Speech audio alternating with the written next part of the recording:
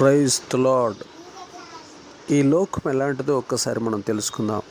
దేవుడు ఈ లోకాన్ని ఎందుకు ప్రేమించాడో కూడా తెలుసుకుందాం. యోహాను సువార్త 3:16 దేవుడు లోకాన్ని ఎంతో ప్రేమించాడు, ఆ లోకం కోసం తన అద్వితీయ కుమారుని లోకానికి పంపించినట్లు యోహాను సువార్త 3:16 తెలియజేస్తుంది.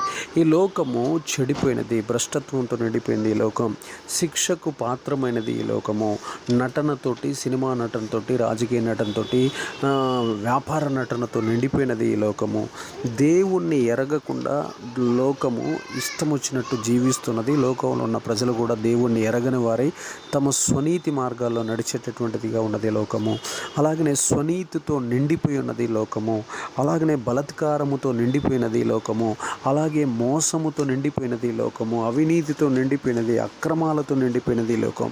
అలా నిండిపోయిన లోకాన్ని దేవుడు ప్రేమించి ఆ లోకంలో ఉన్న ప్రజలను రక్షించడానికి యేసుప్రభువు వారు నవరావతాడిగా వచ్చాడు. ఆ వచ్చినటువంటి ఆ దేవుణ్ణి ఎవరైతే విశ్వసించి స్వీకరిస్తారో వారంతా రక్షించబడి పరలోకాన్ని స్వాధీనం చేసుకుంటారు.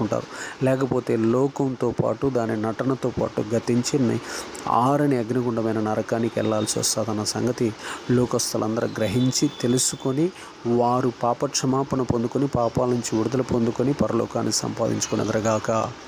ఆమేన్.